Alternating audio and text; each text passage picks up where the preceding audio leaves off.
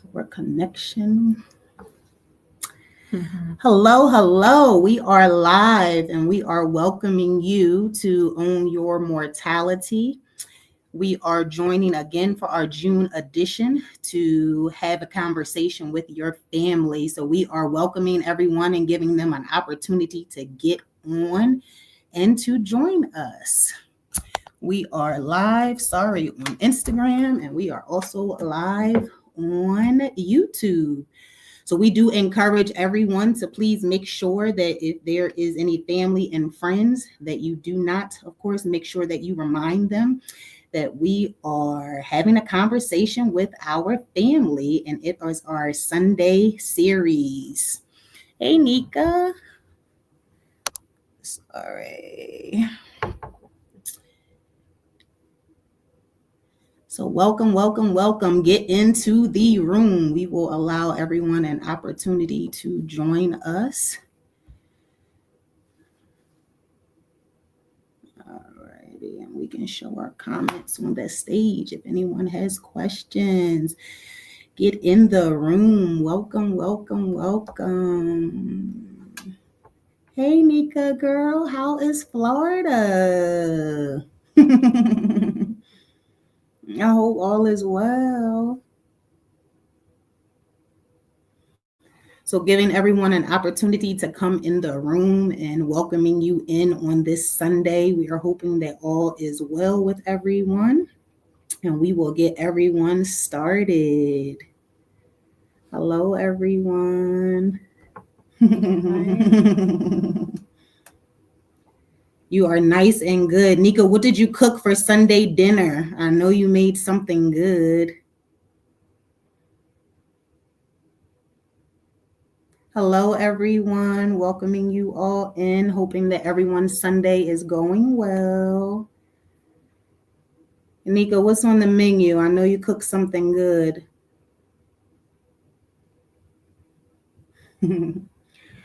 So any messages, of course, that are on Instagram, they're going to be coming down there. And then, of course, these will be the ones that are coming on here. Okay. Hello. Welcome. Make sure that you are sharing, making sure that your family is in the room with you. Always reminding that on Sundays, this is a live that is for everyone. It is also an opportunity for us to gather. Sunday Conversations is about uniting, breaking bread together, and also having amazing conversations. All right, so I see some lemon pepper chicken, asparagus, and steamed rice. Yummy. Send us some. Nika's always going to cook. That's one thing that she's going to do. All right, so taking in consideration of everyone's time, we want to welcome everyone. We want to welcome you here to Sundays, Own Your Mortality. If this is your first time, we do welcome you. If this is your multiple times joining us, we do welcome you back. But welcome to Have a Conversation with Your Family series, Sunday Dinner at Granny's edition. Our topic is We Listen, We Don't Judge, International Mortician. Okay. So before we do have an opportunity to welcome the special guest that we have, just sharing what is Sunday Dinner at Granny's, or having a conversation series, Sunday Dinner. So this is a series that we did start back in 2019, and Sunday Dinner at Granny's House edition, or having a conversation with your family, Petite, was started to encourage individuals to start speaking to their family about end-of-life plans, or having difficult conversations sometimes that we believe are difficult conversations, but are the best conversations that we need to have as family. And it is simply talking about the dynamics of end of life and planning, whether it be experiences that we've experienced with our families previously before of our loved ones transitioning, and or in 2025 being open and honest to say that at some point in time we're all going to transition. So what does that look like, or what are opportunities or conversations that we can have with our families up front? Okay. Where did Sunday Dinner at Granny's House specifically came from? In my upbringing in my home, both my grandmothers on my maternal and paternal side, they were the gathering places for our family. So if no other times that we knew we could come together or be with family or be with friends, it was at our grandmother's houses. And paying forward to even simply say that a lot of times for other people, it's at their grandmother's houses or others.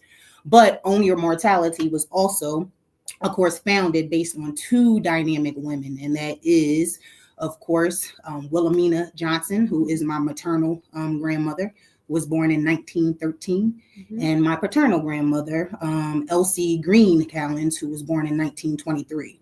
Both of my grandmothers were the source of gathering our families and having conversations. So I too pay forward and encourage other people and welcome you all to Sunday dinner at Granny's house. So we do want to take the opportunity again to officially welcome you to June's session of Sunday dinner at Granny's. And the way that we always start is ask, what are you eating for Sunday dinner? How are you gathering? So I do encourage, if anyone else wants to share with us, what are you eating for Sunday dinner? We do know that Nika is here visiting us by way of Florida, and she has shared the amazing meal that her and her family is having. And it does look like they are doing lemon pepper chicken, asparagus, and steamed rice. Is there anyone else that is having anything yummy? Alexis, what are you eating today? What's for dinner? So we always give people an opportunity, of course, to gather and share with us of some of the meals that they are having. Takeout, yes. What kind of takeout, Steve? Because I would be doing the same thing 9 times out of 10 if I was home. And we don't, again, we listen, we don't judge. As long as we're eating together as a family, that is all that matters. What y'all have for takeout? So it is a thing. But I would be remiss if I did not take in consideration, of course, to our time. But today is very, very special. Hey, Niche. What y'all having for takeout? But today we would like to take the opportunity to welcome Miss Petite, but also to share the reason that today is also so important is Own Your Mortality. We are going live today internationally. We are joining you today from South Africa. We are going live here at the South African Funeral Directors and Morticians Convention. And this young lady that I'm going to share some amazing things about, of course, I had the opportunity to come across and to meet in 2019, and that was by way of social media.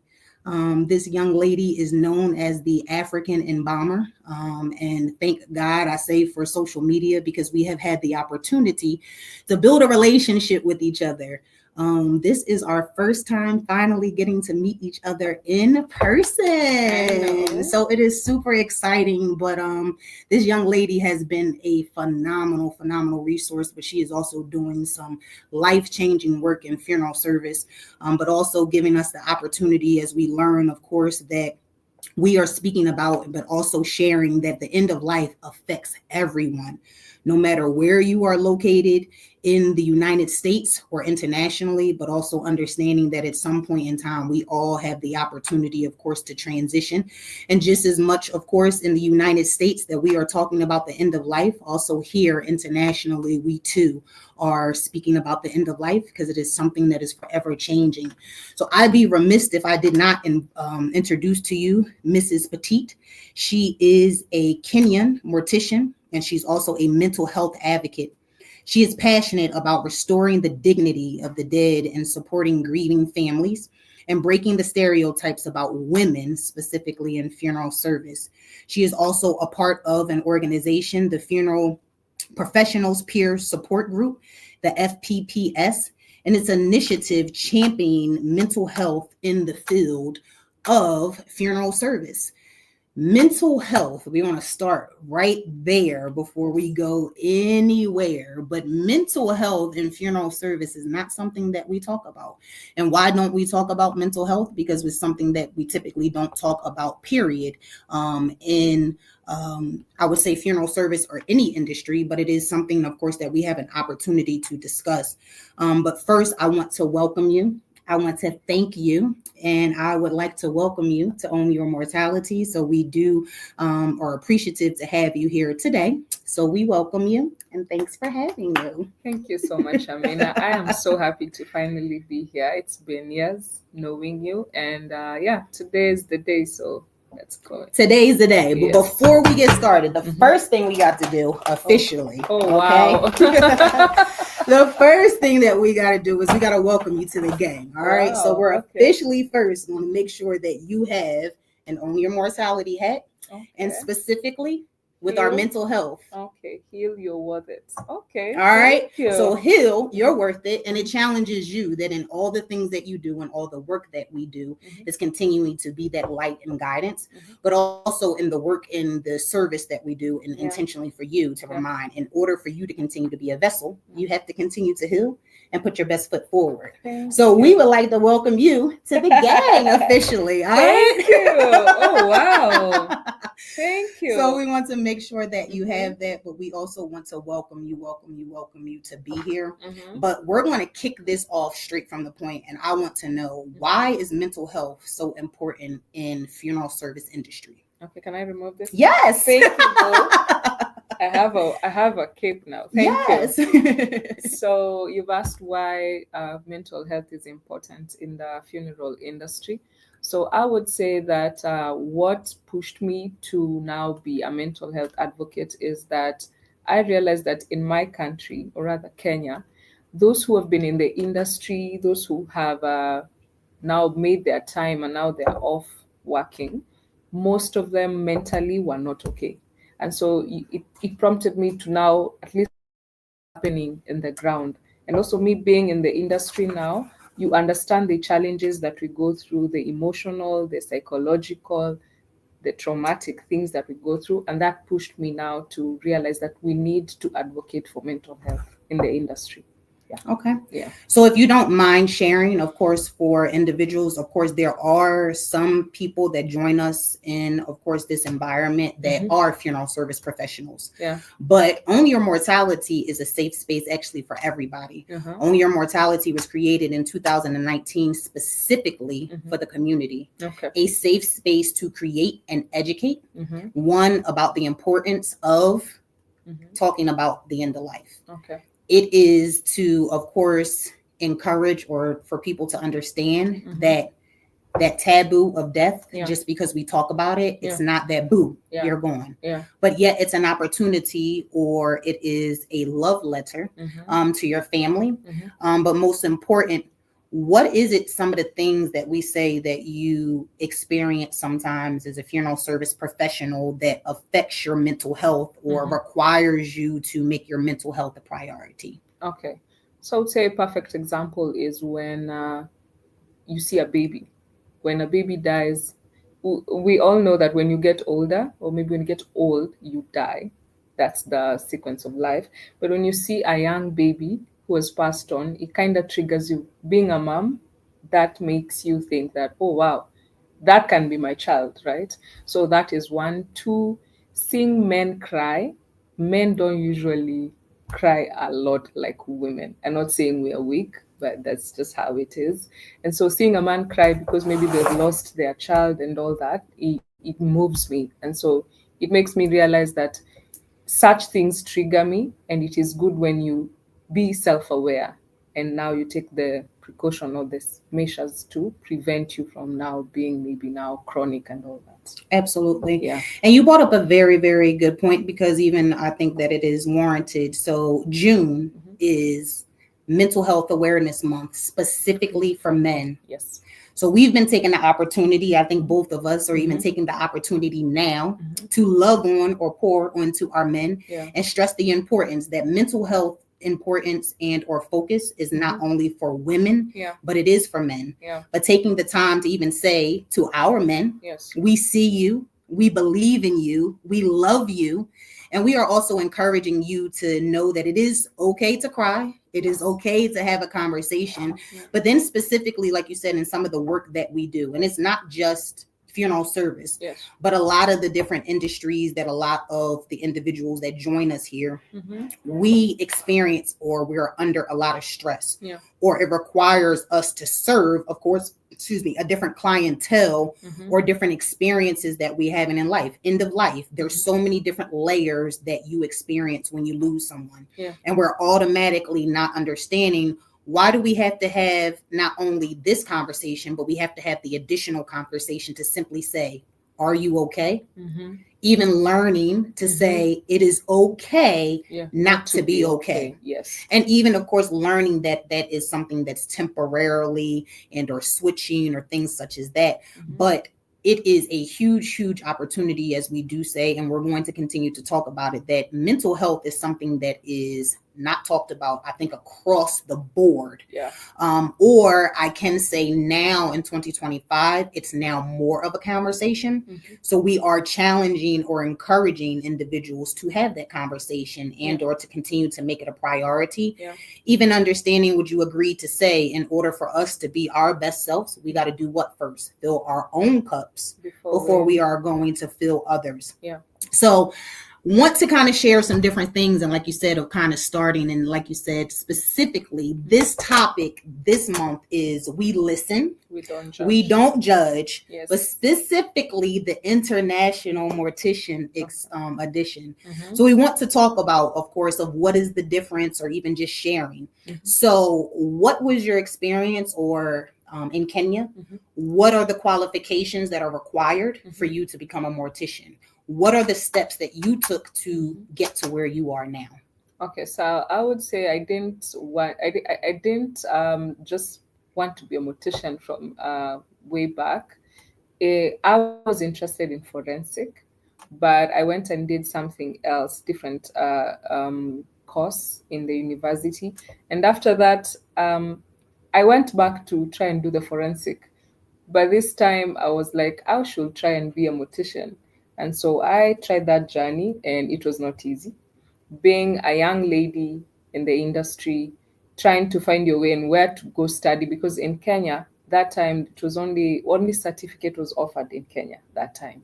And so I wanted to go to the States and do the course, but I didn't manage. So I went and did the certificate course in University of Nairobi. And after that, I got a job. But also now getting the job where you have no experience compared to your male counterparts, not easy again. And so I got a job, and I would say my journey, it has been 6 years now. It has not been easy, but we are here. Yes. And so in Kenya now, we have the diploma course. We are now getting to the bachelor's to it now to start this year. So we are still growing. It's a step. It is a step. Yes. Yes. It is. Yes. So sharing, like you said, the difference, just sharing, I guess, in the United States of what it is to become a mortician. It is definitely certain national perspectives, but then it's also broken down state by state. So most times, bare minimum, you do need to have some type of college credit, and then you're going into mortuary school. Mortuary school, depending on what state that you're in, it can either be an associate's or a bachelor's. It depends on where state that you're in. And then depending on what state that you're in, you're either also taking coursework in mortuary school to be a funeral director and an embalmer, or one or the other, and you can choose. So, for example, in Pennsylvania, we are required to do both. We are required to have 60 credits, and then you go into mortuary school. Mortuary school can take you anywhere from 2 to 4 years, depending on what program that you're in. And then thereafter that, we are required to sit for national boards, and then we're required to sit for state boards. Also, in the interim of that, you are completing an internship. So that internship is anywhere from a year to 2 years, depending on, again, what state that you are within. So in Kenya, we basically say we don't have the difference in terms of states or maybe counties. In our side, we call it counties. Yes. So we have like 47 tribes in Kenya. Wow. Yeah. So I would say it's not a matter of where you are. Kenya is Kenya. So if you go to do a certificate certificate course, a diploma course, it's the same across the board. So the difference is now whether you've done the certificate or the diploma. And so we also have licensing where there's a body that gives license to anyone who has completed either the certificate course or diploma course. If you've done diploma, you're being referred to as a mortuary technologist. If you've done the certificate course, you're a mortuary technician. That's the difference. That's it. Wow. Yeah. Wow. Because I think we, as I said, way back in Kenya, it wasn't a thing to be in the funeral industry. Right now is when even young people are joining to do the course. Back then, it was either you were working in the hospital or maybe you did something wrong and then you're told, go work in the mortuary as a punishment. Yes. Now we have professionalized it and we're getting somewhere. Yeah. Wow. Yeah. It's interesting. Yeah. So even I would say in the United States, of course, funeral service has grown and take definitely a lot of changes. Similar, the process specifically with embalmings, it used to happen in the hospital. Of course, where we are now, where we are overseen by federal and state regulations, no, that was not a thing prior to. But I'm similar to, I'm sure here in Africa, over time with any kind of healthcare or anything else, the goal is to learn, to intervene, and to protect. So that is the same thing, of course, with funeral service, or what is interesting now, like you said, in the United States, where there are professionals that, of course, during their time when they were coming into the industry, of course, qualifications or certifications or licensing was different compared to maybe what the requirements are now. And then there is a back and forth of understanding of kind of how do you sort, or prime example, if you were to relocate to the United States, then the question was, what would be the requirements or what would you have to do in the United States to operate under the federal regulations, because it would be different. They would require you technically to operate in the United States. You would be required, of course, to have the licensing and the schooling in the United States. For example, even interesting learning, I'm wondering if us as funeral professionals from, of course, the United States were to relocate, of course, internationally, what would be the requirements or the understanding for us, you know, to kind of operate and deal with as well. Welcome, welcome, welcome, everybody else who is joining us. We do appreciate, of course, that you are joining us, and we hope that you are enjoying the topic. We see you, Brave Boy. Thank you for joining us. We also do see Mr. Black. Thank you for joining us as well. We do appreciate. So also going on to the next question, and the most important, I would say, topic, I want to hear about the peer funeral service peer support group. Why did that come into fruition? What is it specifically? What support does that provide, of course, internationally into the funeral professionals in Kenya specifically? So I'd like to say that the FPPS, known as Funeral Professionals Peer Support group, I started doing the FPPS online. It's a Canadian group that started the peer support. And so during COVID, you remember how times were? Yes. The job was so stressful. I used to find myself tuning on to their peer support meetings. And so after that, I realized we need one like that in Kenya. And so we collaborated and we started ours in Kenya in 2022. Wow. And so we decided we'd be having like quarterly meetings where we find a speaker, we find a topic. Like now I could say the morticians in Kenya, mostly, at least some of them know what burnout is, what compassion fatigue is, because of peer support meetings. So you find a topic, you find a speaker, professional speaker, either psychologist or someone. It's not a therapy session. It's just a way of making people be self-aware of, this is what I'm going through, without even noticing that, okay, this is actually ailing me. So we started the peer support group. And then in 2022, so far, we've had like 10 sessions. And yeah, it's a journey. So we want now to at least now make it where we can meet, not online, like physically, and have a professional there, a therapist, a psychologist who can be taking us through, like talking. And because I've noticed that we usually are silent on so many things. we go through traumatic experiences at work, but we have no one to talk to. So you find you talk to your fellow colleague who is also going through something. So we're peering into each other, but with no professional help. So let's talk about what it is to be a mortician. Mm-hmm. And you shared what it is to operate in your normal life, of what you consider to be normal life. Yeah. So what are some of the things that, of course, you would say that has changed for you in becoming a mortician in your personal life, and how that affects you in your day-to-day?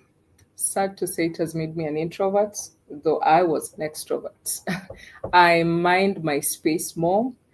I tend to now, when you're dealing with families in a day, you get to have like burnout and empathy and compassion fatigue, right? So most times it has trained me to be someone who likes to being alone and recharge.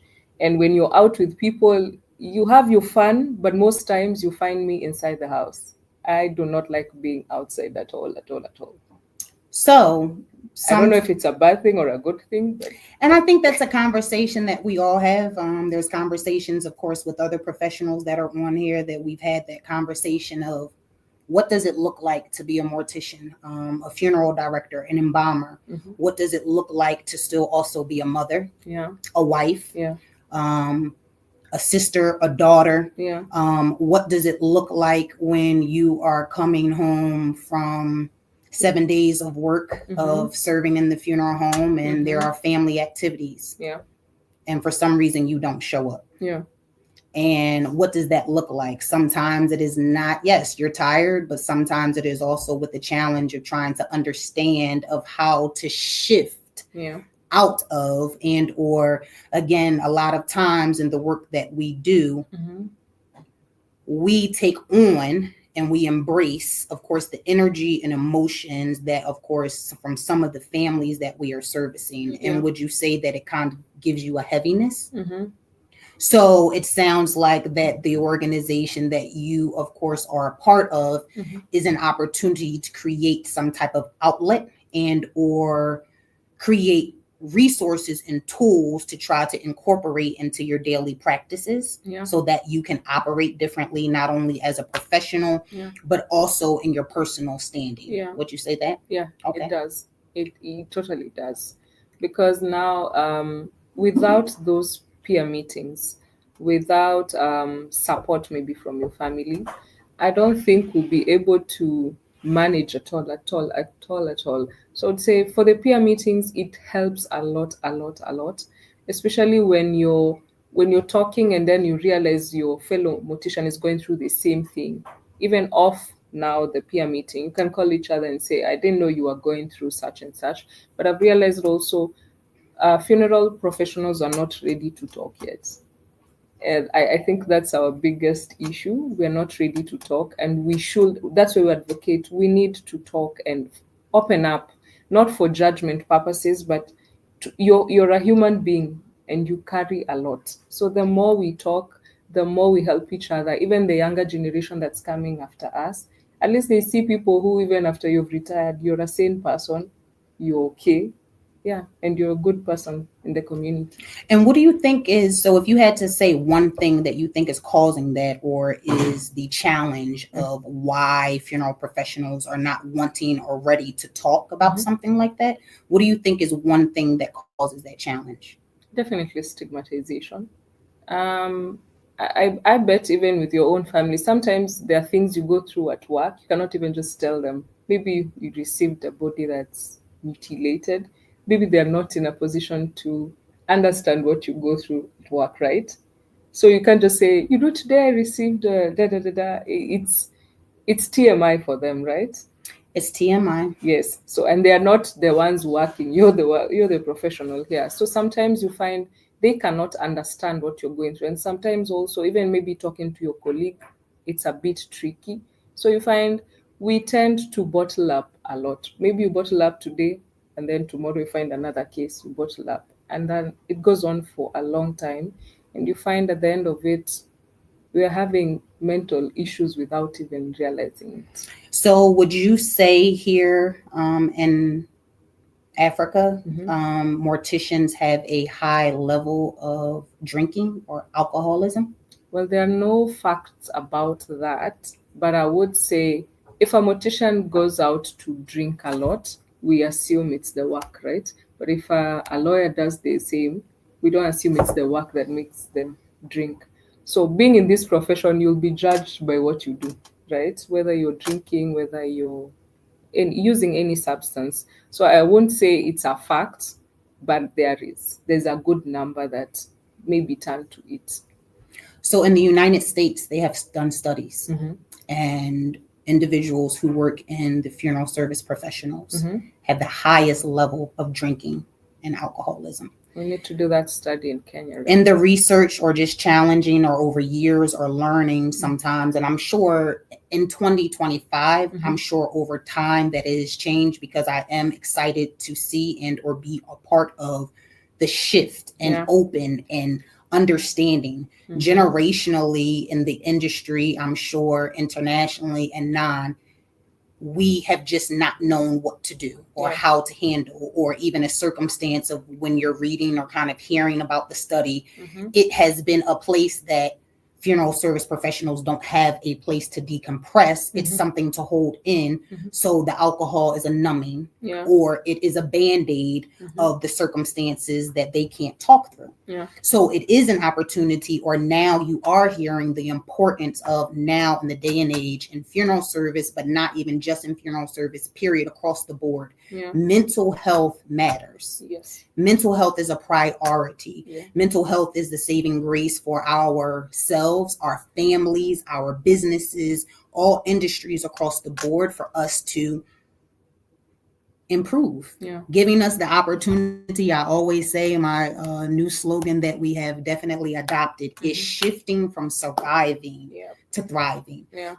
Understanding even generationally of how we come culturally sometimes as well. Mhm.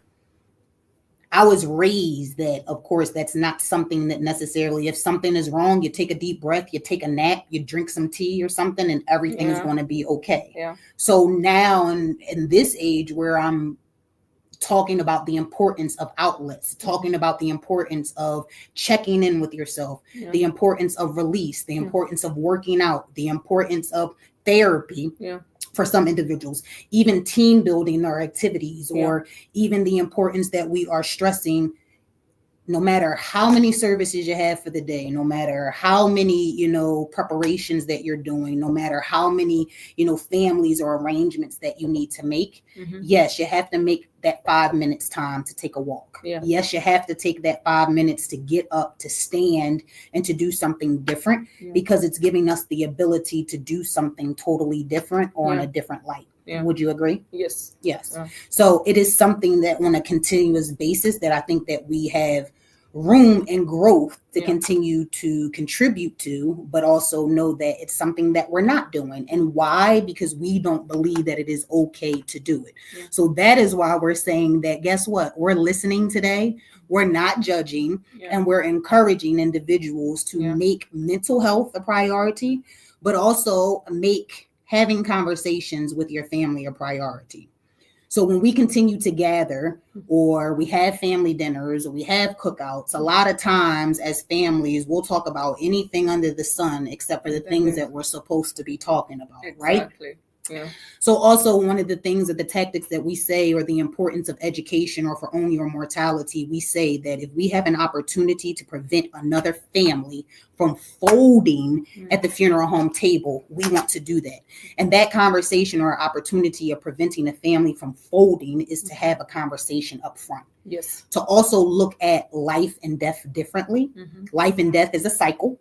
It is. It is. It is a cycle, and we transition. Yeah. But also even with the mindset to say that we celebrate life when it comes in, and we have these grand baby showers and parades and all of these things of welcoming life, but we don't celebrate when life transitions out, not knowing that that too is just as important. Yeah. The song that says "Make it last forever," nothing nothing lasts forever. Yeah. And it's interesting that I don't know, like I said, and I'm curious to hear How is it culturally, or how is it in Africa about talking about dying? Is that something that families talk about? Do families pre-plan? Do families have life insurance? Do families understand when their loved ones are passing? Are we doing life celebrations? Or is this the end of the world and we're not able to cope kind of circumstance? So I would say in Kenya, we have different tribes. And so within those tribes, you find that there are some tribes that celebrate death. When their person has died, they take it as a celebration. And there are other communities where they do not even taking their body to the mortuary. It's like it's a fight because don't want to be associated with the body. When you die to them, you're gone. They're scared of the body. Others, they even take a body from the mortuary. Let's say they are burying. Let's say tomorrow is when? On Monday. Let's say they are burying on Tuesday. They'll take the body today, take it to the homestead, stay with it there, dance, make merry. So drink, let's talk eat. about that, because we need to know the difference internationally between in the States of being a part of that. So that's the Western culture in Kenya. They do that. Even the Costarians do that. So you find that they take the body, it comes and sleeps in the homestead. They eat, they dance, they make merry. We call it matanga, burial preparation now. And so for that, it's different. There are others who pick the body today, maybe in the morning by 9, and by 1 they are done because they don't like the association with the dead. So it's different in Kenya. Totally different. And it's the same similarly in the United States. It just depends also. In the United States, we have so many different cultures in the United States because everyone was brought to the United States from all over. So when you have a location that has so many different cultures or traditions, you have so many different opportunities as well as professionals for us to continue to be versed. That is a very, very big thing in the training that we receive in the United States about religion and culture. So that when you are serving all different families from all different walks of life, that you should be able to understand how to serve that family effectively, because everybody, of course, like you said, handles or deals with things differently when their loved ones are passing away. Same similarly in the United States. Sometimes it's a celebration. So you have, I want to celebrate mom. Or a lot of times we are, of course, supporting families where they may have relocated to the United States temporarily, or they may have been visiting and they may pass. So then, of course, we are working with the family, of course, to maybe have services here. And then we are also, of course, sending them back home so that they can have services and traditions, of course, according to whatever their customs are at home. But specifically in the States, of course, depending on your religion, depending on your culture, depending on what your upbringing, I would say now that you see that we are transitioning more into a world of celebrating of life. I'm a firm believer that we need to celebrate life. The work that we have done speaks for you. I also believe that it is an opportunity that if we are speaking about, of course, end of life, we have the ability to celebrate.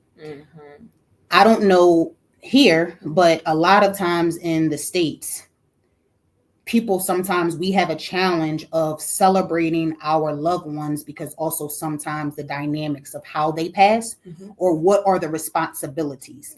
So even that is why I'm a huge advocate for, let's have this conversation now at Sunday dinner. Do you want to be buried or cremated? Do you want a horse and carriage or a direct burial? I'm very, very upfront and honest with my parents or any of my family members. I can follow directions. So I would say in Africa, or rather in Kenya, talking about even asking your parents, would you like a cremation or to be buried? That's not a conversation that we usually have. The same thing. This is why we started On Your Mortality. Because they feel it's like you're telling them you're dying today. So the same thing. We don't ask. So what do you think is an opportunity for here in Africa and the United States that we can shift that? Opportunity.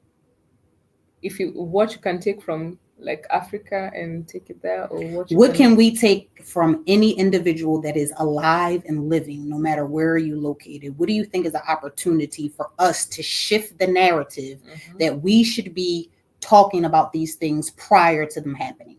I believe our parents, maybe they don't want to talk, but as this generation, the millennials, the Gen Zs, I think they're open to it. Because if I asked you what you want to be done after you're dead, God forbid, you will tell me now, right? Right. You and know it's going to what you happen. want. Yeah. Bury me. Yeah. Please. Well noted. Fast. Well noted. Do not keep me for a long noted. time. Well noted. So even now, people are looking. Actually, when you talk to your like age mates, they're open to cremation. Our parents did not want such, right? They don't. Another difference when you're saying between your US and Africa is you find like when someone dies in Africa, or rather Kenya to be specific, our burials are more of community. So when you die, we, God forbid, we we form like a WhatsApp group. We add all your friends, all your families, everyone contributes something. I love it. Yeah, so it's more of a community thing. And you find maybe you died and then you were given like maybe a week, a burial date is set after a week. And so you find by the time your date for burial is, will you have money for your burial, and your family doesn't have to dig deep. We don't have insurances. So that's why I was about to for say, it. do you all have life insurance? Nope, that's not a thing. A majority of people do not have, especially in Africa or in Kenya. I would say about Kenya, that's not a thing, because you find that even when they're in these groups where maybe you contribute something, when you die, you're given the money. It's not a lot of money. So most times you find that community is what carries us through the burial preparation. So how much does an average funeral cost in Africa for a burial? It depends whether you're in the rural, whether you're in the urban area, because even the mortuaries in the rural are cheaper than the ones in the urban. It depends mostly with the kind of burial your people want for you. If you are an important person, definitely. Of course. If you are, so a minimum, if you are wanting to have a service, or what your family or the community needs to come together to be able to contribute, how much does that tentatively look like? I would want to say the cheapest, maybe even 100,000 Kenya shillings would bury someone. How much? 100,000 Kenya shillings. 100,000. Yes. Yes, so we're going to look at that, what that's in the States. Yes. So tentatively, of course, I would say in the States now for a burial, at least a minimum of about $10,000, including like a service and a burial, things such as that. That would be about $773. That's 100,000. That will cater for your $773. Yes, that will cater for your casket, for the hearse, maybe for food, your clothes, and maybe the now mortuary fee. Yeah, I think there are people who do less than that. Yeah. Yeah, it depends. $733 in the United States. We can do a cremation, a direct cremation. Okay. Maybe. Okay. Maybe. Okay. Outside of that, for $733, we can pick up your loved one and bring them to the mortuary. $773. So we just rounded off to $774. Okay. So $800. Yes. That is cremation only. Direct cremation only. Not a cremation and a viewing. Not a cremation, a service and a cremation. I believe there are people who do even cheaper than that, because some communities don't have money, and also now maybe where the rural area is, the mortuary that is there, it's not even expensive, and like you said, what is, of course, we are governed by certain entities. Of course, there are a lot of different protocols that we have to follow, requirements. For example, most times when you are... Let me cut you short a bit. So you might find 5,000 Kenya shillings, that might be the mortuary fee for the preservation. That's $38 in the rural area. Yes. 600 at least minimum for preparations, minimum. Okay. $600. And it goes up depending on where you're located in the United States. Some is 6, some is 7, some is 9, some is 1,000. It all depends on, of course, where you are located, and or depending on the mortuary or firm of the specialty of the case. Sometimes, like you said, depending on how the person may have passed, sometimes if there's additional preparation or restorative artwork, in United States, certain firms are very, very big on restorative art. So a lot of times in the United States, even with if your loved one if you lost them tragically, they're still, to the best ability, certain funeral homes, to their best versity, or depending on that embalmer, they're going to try to give that family some type of pleasant last viewing, if that is a possibility. So sometimes with, like you said, specialty preparations, then of course in the States, for the most part, of course, embalming is not required. It is not mandatory unless there's certain circumstances. So it is either refrigeration within 24 hours or preparation within 24 hours, based on if you are having a public service compared to a private service. It's different entities based on that. Of course, the difference between cremations naturally, and then, of course, burials that come into place in the States is caskets. You have wooden caskets. We have again, it depends on culturally or religiously where. We have a very, in the States, I mean, Christianity is huge. Islam is huge. In Philadelphia, we have our two largest, I would say, religious communities is Christianity and Islam. So within those, even, the differences of having an Islamic service is there's no preparations. It's more so of a quick viewing and a direct burial back into the grounds. Or we do, of course, green burials, they may. But then if there are the traditional services that require preparations or metal casket, going to the cemetery, we're also required to have a legal liner that the casket is going inside of. So those are some of the different things that come into place. Programs, things such as that. In the States, if you pass away, your family has the option to have like an announcement to invite you to the service, or sometimes the families will even put things in the newspapers, things like that, to notify. And it's always so interesting, not only international, but then within some of our states, we always have an opportunity to learn at a lot of our conventions and stuff, that again, state by state in the United States, we do things differently because we have different protocols and laws as well.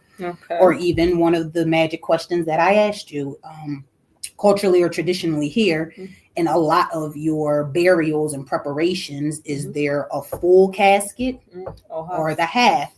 And then, of course, asking and learning, even in the funeral profession, that a lot of times the half in full is usually based on your hierarchy.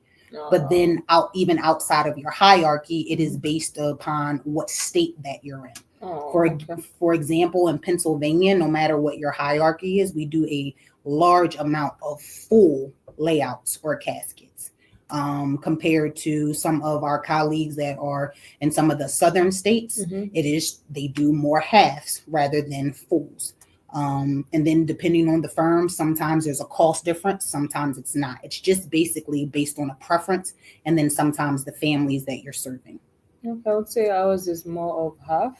We don't do, it's hardly do you see we see the full, so it's more of half. Correct. And I would say overall in the United States, if you're looking at majority of the states, I would say that we do overall, it's more halves than fulls, of course, based on preparations, but then it is state by state. If you do more, like I said, in Pennsylvania, we do more full rather than some of our colleagues in Georgia or Florida or vice versa.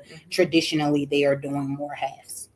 And it's just a preference, I would say, or just even learning about education. So Another question that I have is, what do you feel the importance, or where have you seen the benefit of what education has incorporated to the community about end of life?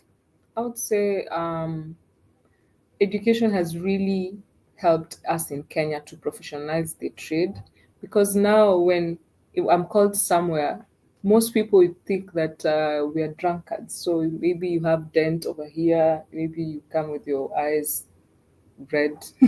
So when they see us, they even shock, like, do you know even to how to talk? So I would say it has helped us change the way people look at us, especially community, families outside there, even the whole nation. Now we have an association for morticians, which started in 2020. Wow. So when they see us, they see that now we are going somewhere. Even where we work, they didn't employ people who are professionals. You just took people from the hospital. You made a mistake, you're working the mortuary as a punishment. Wow. So now they see us, and now they employ morticians who actually have gone to school. And with that comes with the benefit of the way you preserve bodies, because the technology is also changing, the way you talk to clients, families, you're professional, you're empathetic. It has come a long way, and now it is even making the younger generations, like in Kenya now, I can tell you that people who are going to mortuary school are so young that you're even wondering what's happening. Even the mortuary schools now are asking, others are becoming, other schools are mushrooming everywhere, because they're like, wow, there's a market now. Before 5 years ago, there people wasn't. like you and myself. Yes. And this is why we talked about even the importance of you continuing to share the work that you do. And or for us, like you said, to be a part. Again, Own Your Mortality was created, and or your entities were created to create an opportunity to open up and or even share the work that we do. We need more, of course, individuals coming into funeral service, but not only coming into funeral service, also taking the steps that are required to become certified and licensed to be able to provide the community a certain level of service. Because it is something that I always say, it's depending on where you're at sometimes, because we don't talk about it, or it sounds like same similarity internationally compared to in the States. This was something of mum's the word. You can't talk about it. Hence, I'm going to share with you, that's one of the reasons why I got into funeral service. As a child, I grew up in a family where death was not hidden from us. We were around, of course, when our loved ones transitioned. We were not taught to be fearful of our loved ones. Even now, I always laugh to even learn that we have the death doulas. Well, I always share that both of my grandmothers, but specifically my father's mother, literally, she would travel all around, and what she did is literally transitioned individuals in their home so they could be comfortable with home. Like you said, it's a westernized culture of a thing that naturally we become so detached from our loved ones in their transition because we're fearful.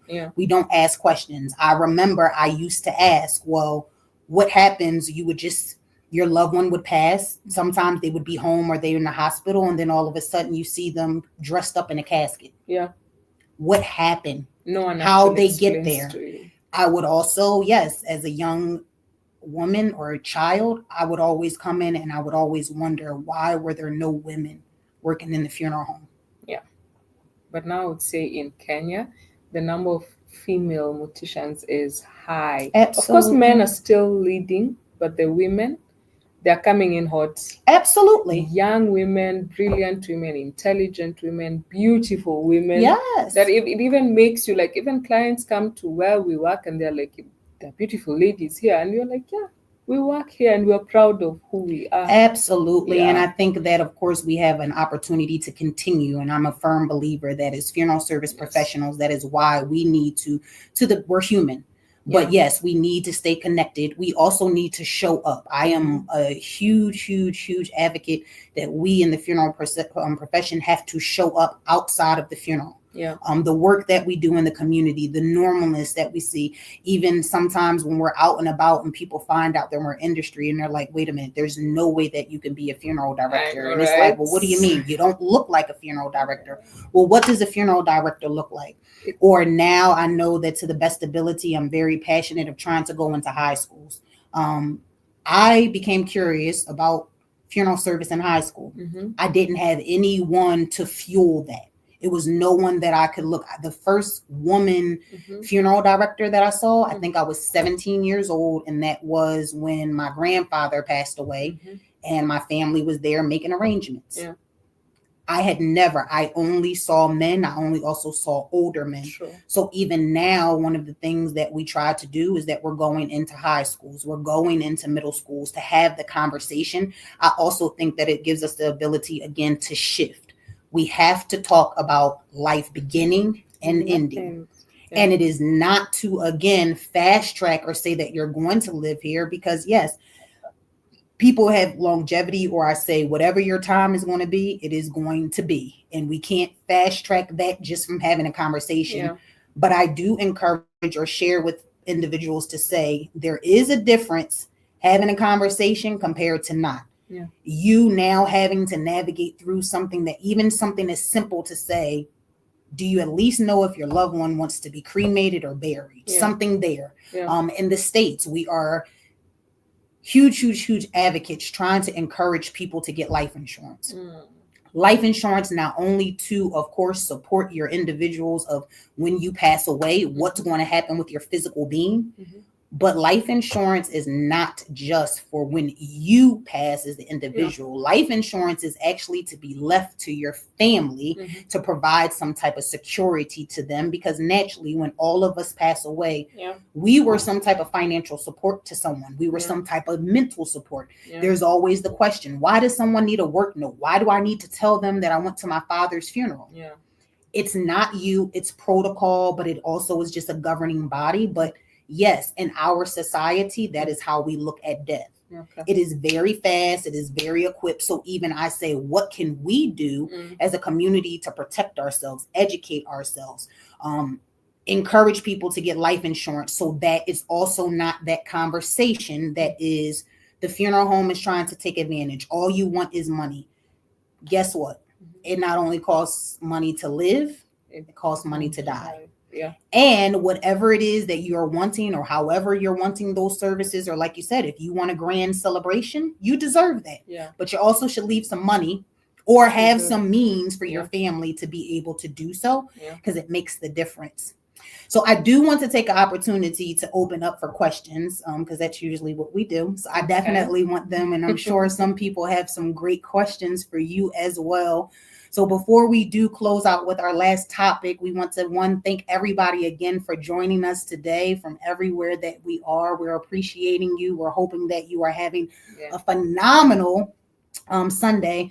But we want to open the floor and see, do you have any questions specifically either for myself or the African embalmer that we have joining us today from Kenya? Please don't be hesitant. If you have any questions and concerns, please feel free to share them. Thank you for sharing your hearts and your love. So please, I encourage you all to please give as much love as you can to Petite, for we are so happy to have her. But does anybody have any questions? Don't let them all roll in at one time. And I'm also going to try to read this as well. I'm going to pull this in a little bit closer. I do see that we have the MBE review coach. I'm sorry, I'm reading sideways based on how we are recording today. But terminology, enjoying this interview. Question for representative from the United States. Are there any tips on collaborations or strategies that our fellow licensees in your agencies, in your audience? I do apologize. I'm having trouble seeing this, so I do have to flip this 1 second. Maybe we can do this now. I'm sorry, so we can see everybody. Question for the representative from the United States. Are there any tips, observations, or suggestions that our fellow licensed providers share to the audience? Yes, absolutely. First things first, thank you, Miss Anita, for joining us. You are phenomenal. And one of the tips that we do definitely have is to make sure that you are staying connected and also utilizing your resources. If there is anyone on here that is studying for the boards, you must continue to stay encouraged and also reach out to your resources. Both the MBE review coach as well as the NFD and MA, they have assistance to try to help individuals that are studying for their boards. Take advantage of it. You cannot do this on your own. The biggest tip that I do have for anyone that is coming into mortuary science or funeral service, or even if you are continuing in, mentorship, connections, and positivity is very, very, very important. I cannot say to you, or I'm sure that you can agree, that neither of us have gotten to where we are in the industry without standing on the shoulders of the individuals who do come before us. But then also understanding and being a part of the shift and the change of sharing. Education is so important. And that, again, in order for us to continue to create for the next generation and or for us to continue to provide the best services that we can for the community, we must, of course, share. We must collaborate with each other. We must continue to strengthen our craft and our knowledge so that we are able to continue to set our best foot forwards. But I would definitely say an opportunity is for you to get connected. There are some great organizations. I mean, specifically in the States, I would say our national organizations, the NFD and MA, there's the NFDA. There is also, of course, within our different states, of course, each of us have different state associations if your state does have associations. But then there's also, of course, a lot of other different mentoring programs on your mortality or vice versa that we are creating to create a safe space for the community, but also funeral service professionals to be able to come in to the industry and to share with each other. So those would be the tips that I have in the States. Do you have any tips to provide internationally? For me? Yes, of how to. So the question is, are there any tips, observations, or suggestions that your fellow licensee desire or individuals desiring to become licensed? What can we share to them? I believe that our industry is more of networking. Yes. And the more you network with people, the more info you get and where to go, where to be. So I would say it's more of networking with the people within the industry, because our industry doesn't have a lot of people. So we're not many, but those people who are there are the most useful people. Not everyone though, but most are important. Yeah. And see, here in the United States, our industry is huge. It's huge. It's huge. Funeral service is huge in the United States. It is, of course, very versed. It's in different, of course, we have, you have, of course, licensed funeral directors and embalmers. Then you have, of course, our support staff. You have so many different entities that make the world go round in the funeral home that supports the community and the family. So it is important that, of course, depending on your stage or your contribution within there, that, again, whatever the but I would say at least bare minimum, I mean, to have a love and or compassion and dignity for serving. I do see an opportunity, of course, as licensees, like you said, for us to continue to show up and show out.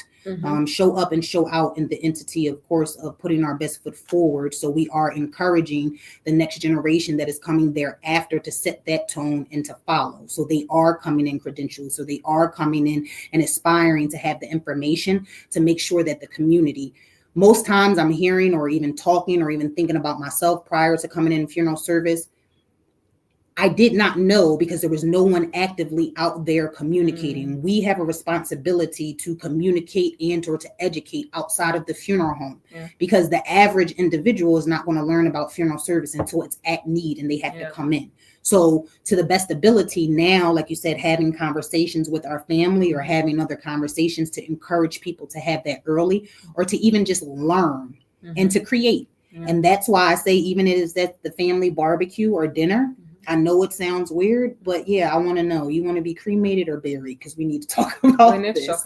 We need to talk about that. Yes. So we also have, this is not a question, but it's very interesting hearing the two differences of how you both do things and compare things to Africa. We do thank you for joining us, Kamisha, and joining us and sharing.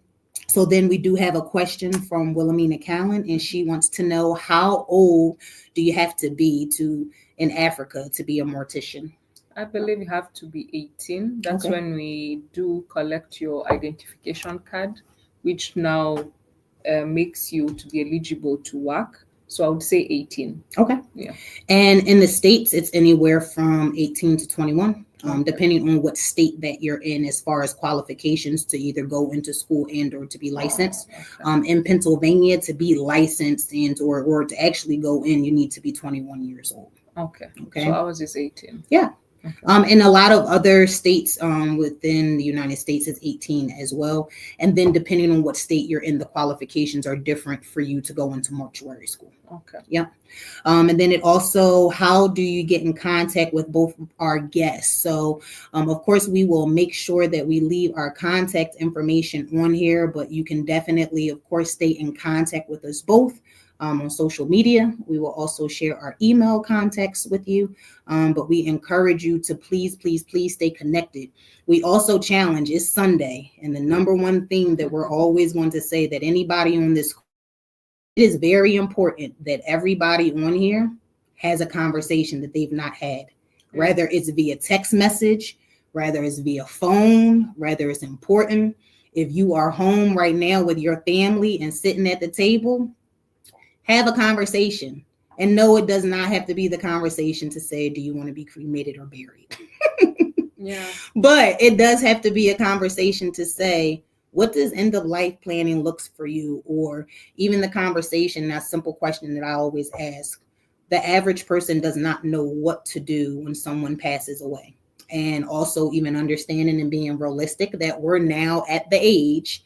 Yeah. We're the ones handling things. And yes, it is not foreign or in between that it is my family or my friends, specifically my friends, or, I'm getting text messages or calls to say, where do I start? What do I do? Yeah. And that's a conversation that we need to have.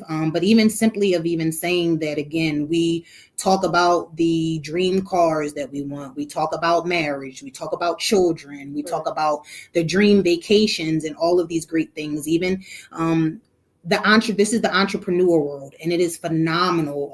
Of course, are our businesses. We don't understand, again, what happens to all of the amazing things that we do during the time that we're here? What do we do to protect them when we're going? How do we ensure? What is the number one thing that we say? Yeah. We want to leave a legacy, right? Yes. How do you leave a legacy? By making sure when you're gone, there you go. Yeah. So having children doesn't automatically, of course, mean that you're going to, of course, leave a legacy. Yep. Just because, you're leaving and breathing doesn't necessarily know. So it is something, of course, of us educating ourselves, the importance that we want to see the work that we are doing or the things that we are contributing, that we want to see them last. Yeah. We also want to see our families and our friends having a lot better or pleasant experiences in our passing. Most times we're sad, or we're angry, or we don't want to go to the funeral because it's not even specifically that our loved one passed and it's sad. It's all of the other things that we have to deal with behind the scenes. Yep. Or as we say, that we listen and we don't judge. Why is it that you prefer to be an embalmer and to be in the back and not the front? You're asking me. I am asking you. That is the last question that I have for you. So you're asking why I prefer to be an embalmer.